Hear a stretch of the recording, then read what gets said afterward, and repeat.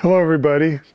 I thought I'd do a wrap up here now that I probably know all I'm going to know about this little project. So I changed the tool a little bit and made some parts, and I'm making a full report as I threatened. So here's the tool, and so you can see that I replaced these heat resistant plastic thingies. There were two problems. One is I was using too much heat, more than I needed. And the other was that they weren't as heat resistant as I thought, and the pins got loose, so that kind of defeated the thing. Also, I was holding this together with this little clamp thing, and although that seemed all right, I graduated to this 1-inch spring clamp, which applies considerably more pressure. And then, so here, let me show you. Here's a Blackpole pickup by Duneland Labs installed. This still needs a little cleanup cosmetically, but that's how the part looks when it's all done otherwise. Here's a empty case that's in a test block where I used a couple of different spacings to see what it was going to be like to adjust, and you know, I ended up with this one is the one that I like because you could tilt it without a lot of trouble. This one was a little tighter and it didn't wiggle as much, but it was hard to tilt because it was a little bit too tight on the sides. And so the other thing about this is that when this is installed in the guitar, we'll cut a piece of foam rubber. This has springs underneath it, of course, right now, but we'll put a piece of foam rubber in there at the end when we know pretty much where the pickups are going to be for height, and then we'll be able to control this rocking a little better, which as I started out saying, I think is a good thing. Here's I guess this is the first part I soldered. This is a part I soldered just a minute ago, and I think you'll see it's a lot cleaner and a little nicer looking. So I've learned a little bit about this along the way, and I thought I'd just show you the refinements that got me to where I'm pretty happy with this. So here's our last cover. And here, I'll meet you around at the vise. This is done already, but I'll just show you that what I did was I put this in the vise like this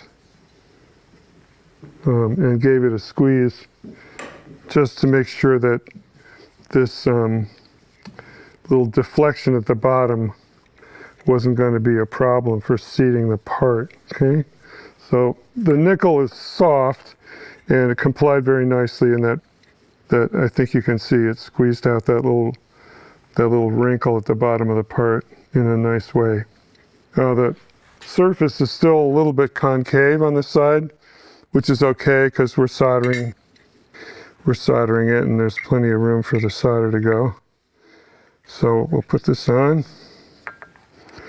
And so one of the things that's important is to get just exactly the amount of solder that you want so you don't have extra solder. And I played around with this dimensionally and figured out that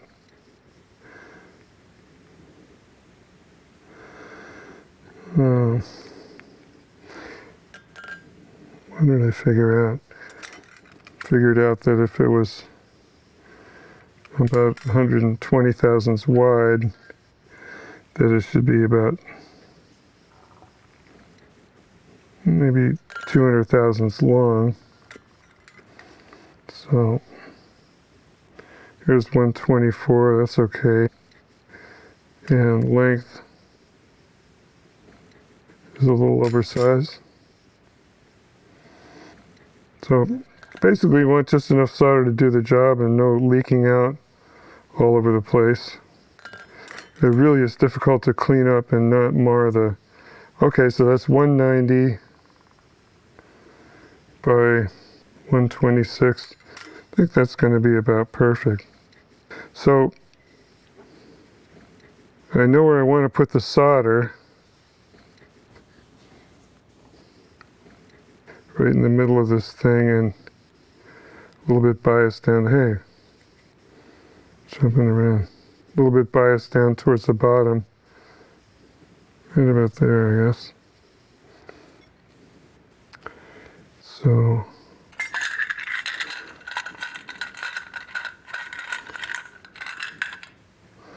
take one of these guys.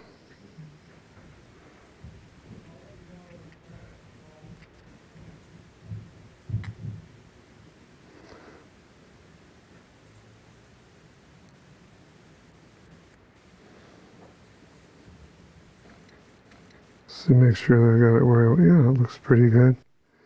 Looks good. Alright, so I'm going to put a clamp on it, hold it in place.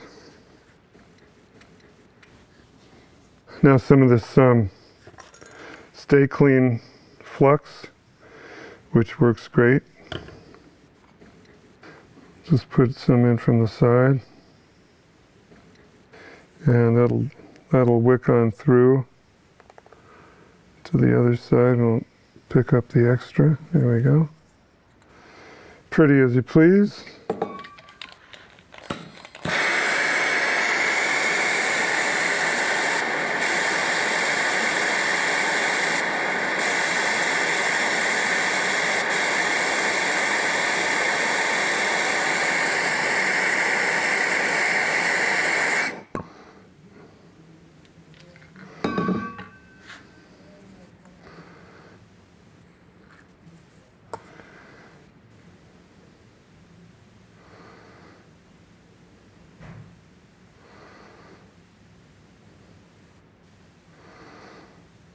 Alright, so let me sit this down and we can get a good shot of it. You can see the solder oozing out from there to there on this side. Now remember, we biased it down at the bottom. I most especially don't want to make a mess on the top, which we did not. Okay. And if we look at the other side, we can see, again, solder not going all the way to the absolute top, but up to here, which is fine. So we probably have solder under 3/4 of the surface, which is more than enough to hold this in place for the very, very light load that it's going to see. So anyhow, that's that, and then we'll do the other one.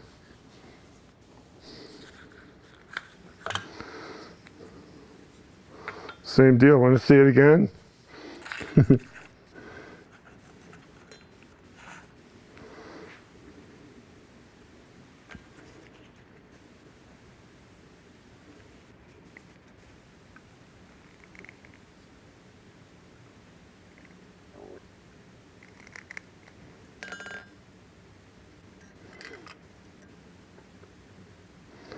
So figuring out this dimension was trial and error, as you might imagine. I was kind of surprised by how little solder was really required. But when you think about it, an optimum solder joint is only a few thousandths thick, maybe 2 to 5 thousandths thick. This is, what did we say this was? 9.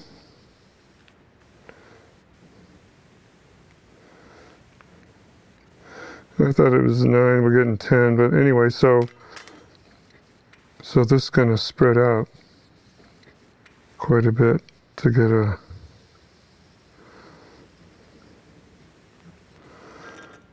a 2 to 5 bond. And as I said, the surfaces are not mating perfectly, which they don't have to do for soldering.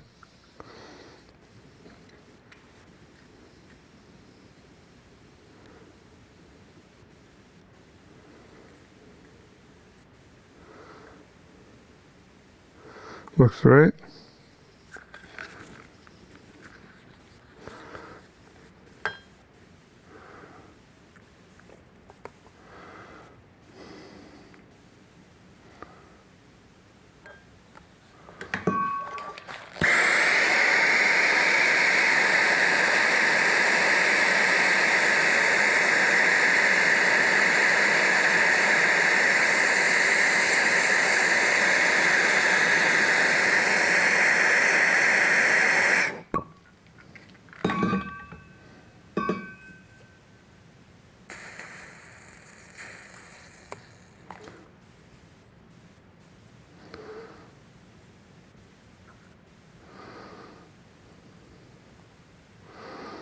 Really a nice way to attach things, especially when you have you have so much control over them. The way this fixture is allowing me to put everything exactly where I want it in X, Y, and Z.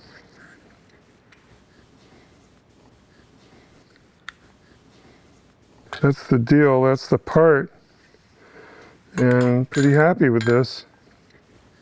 We'll show you the finished part when it's all together, but I was thinking of maybe jazzing up this surface with a hammer and making a little indentations like planishing.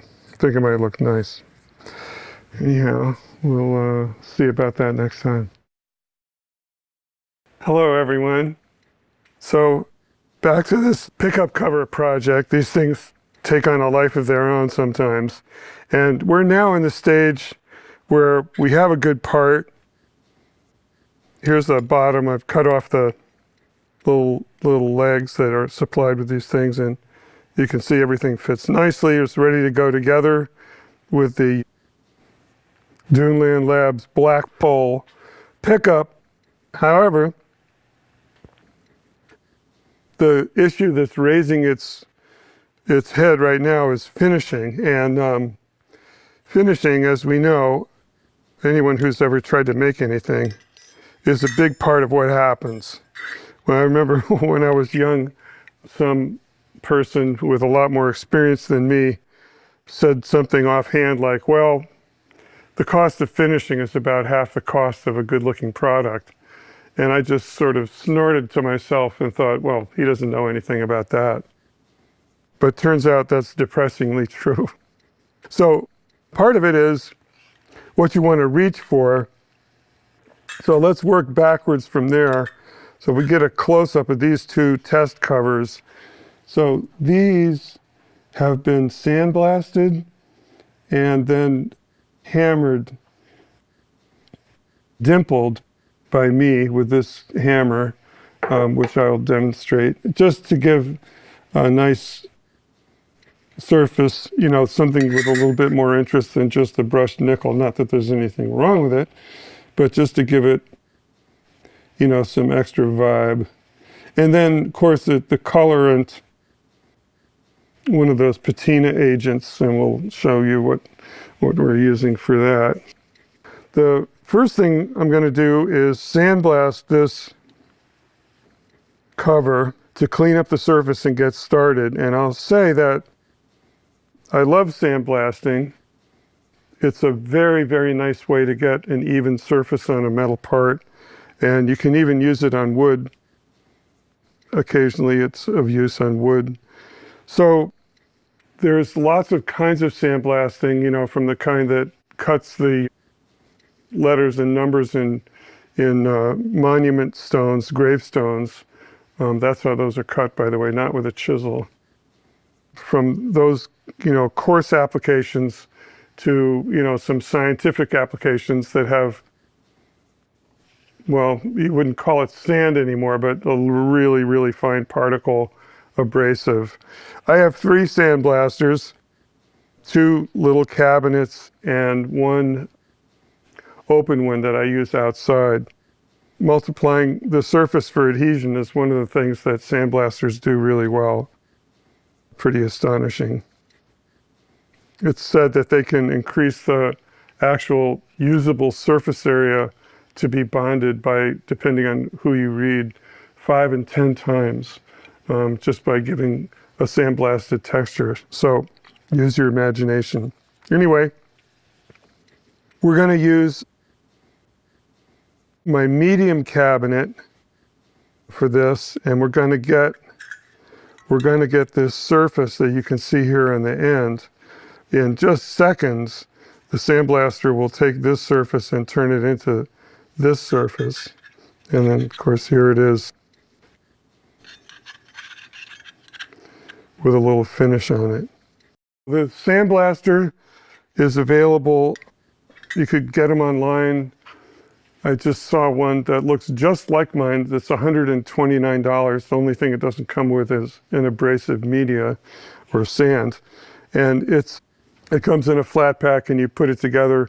I would suggest putting it together with some kind of cheap low strength caulk or putty so that it doesn't leak sand all over the place. And then finally, I'll say that the sand that I'm using today to put this texture on this part is a grit that I think was, at least at the time that I bought it quite a while ago, it was the finest grit that I could get that was, commonly available. And it's called 170-320, presumably because those are the grit sizes represented in this little pile of sand. We're going to take this in there, put a texture on the surface, and then get to work with this polished hammer, dimpling the surface to add interest.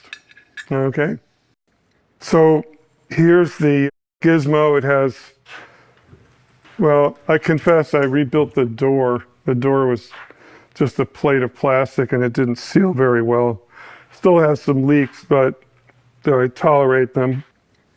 The only shortcoming here is that with the amount of sand I have, this is the pickup tube that grabs the sand, and this needs to be in the sand, obviously, which we can only really get by maybe tilting the cabinet briefly to make the sand slide to the right. Or you could just put in a whole lot more sand, which I've chosen not to do. So anyway, here's the gun, ceramic nozzle, and of course a couple of gloves so that we have some way to protect ourselves and keep the place pretty clean. I notice I do have a leak over here. I'll have to get that. Anyhow, you can see this part maybe. So let's just do the end first.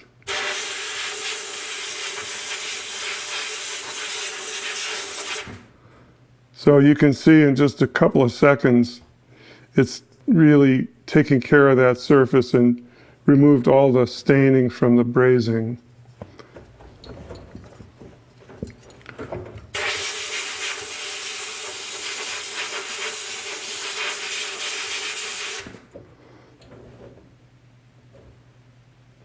All very civilized.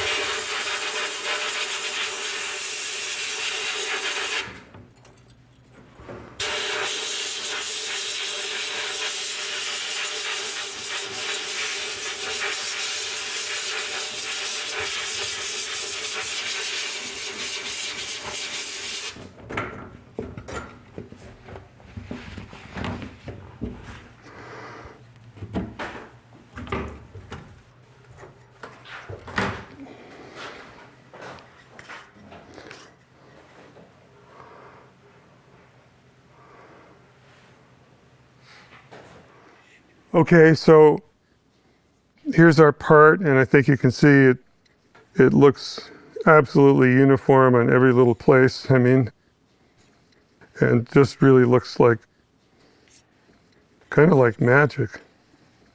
Took out all those little scratches in the nickel, and it worked perfectly.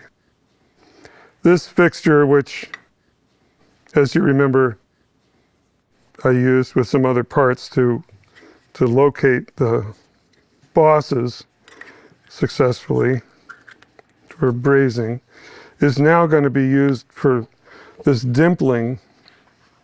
And this, I'll just show you for a moment.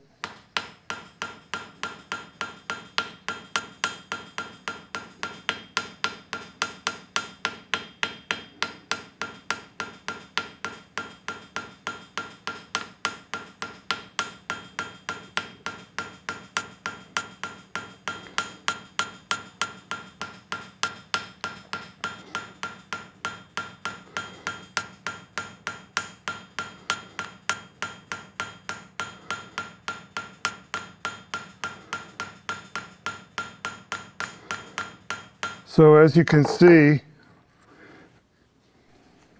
it makes little shiny marks. So basically it transfers the shiny surface of the hammer to the material by impacting and smoothing out the little gritty surface that we've just created. I mean, you could do this any way you want. You could use a different shape hammer.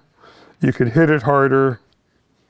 By playing with these two, I found out that when I hit it harder, the case distorted to some extent and needed to be squeezed and disciplined in order to reassume the correct shape. I ended up on this pair, which I'm going to actually use in the guitar, I ended up hitting it a little bit lighter. But anyway, no big deal. You just play around with it and see what you think. So these parts are now ready for some kind of chemical patina solution in order to get something dark and attractive like this, okay? So we're gonna go in there in the chem lab and see what to do. These are 3 blackening solutions that I auditioned for this part, and I ended up using this one on the left, which is a gun bluing, so-called bluing. Doesn't look that blue to me. This one was pretty good, but I decided that I liked these, and this one actually worked okay, but it was a little harder to handle because it's thick, and I wanted to come out even. I wanted it to come out even looking without splotches. And so anyway, I ended up with this bluing stuff, watered down a little bit. So probably always good practice to shake it, I guess. Not sure what's in this. It could be a number of things, including ferric chloride and liver of sulfur, all kinds of stuff it could be, I guess. And take a little distilled water.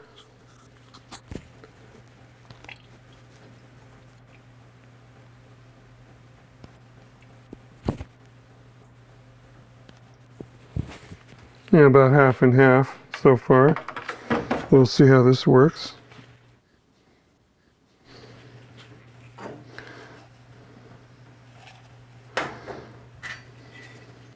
So one key here is hopefully to get it on in one movement.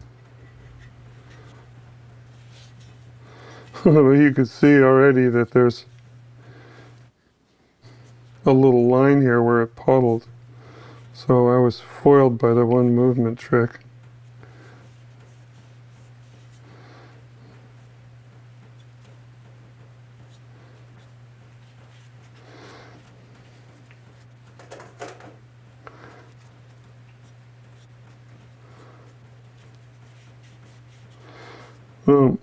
If I end up using this for another part, if this ends up getting used for another guitar, we can just put it back in the Sandblaster, and in a few seconds this will return to its original appearance.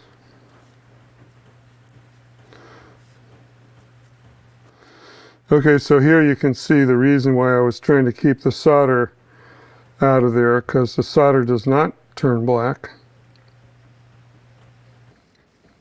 You can see it on both sides of this boss over here. And then on this one, there's solder on this side, but, oh, there's a little solder on both sides, I guess.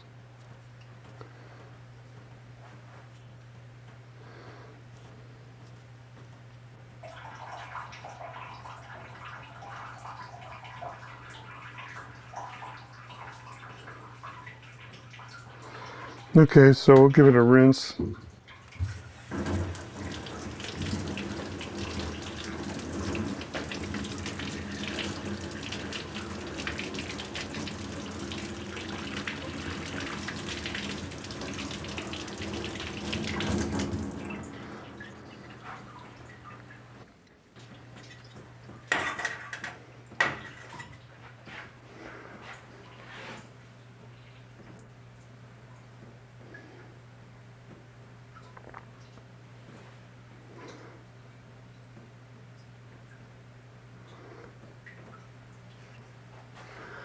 So that's what we got for this one. Of course, it'll look a little different when it's dry. But there you can see the little distortion in the dimpling. Actually, with the dimpling, I was able to fix some little pooches and bending anomalies in the case by judiciously pushing the nickel around a little bit with a hammer. So that was kind of fun. But anyway, so there it is. Something like that. Next step is to finish these up and solder the pickup in there with a back cover. And then finally, the last thing we'll do is make 2 little cuts per pickup in the guitar body itself. And I'll show you how that happens on the milling machine.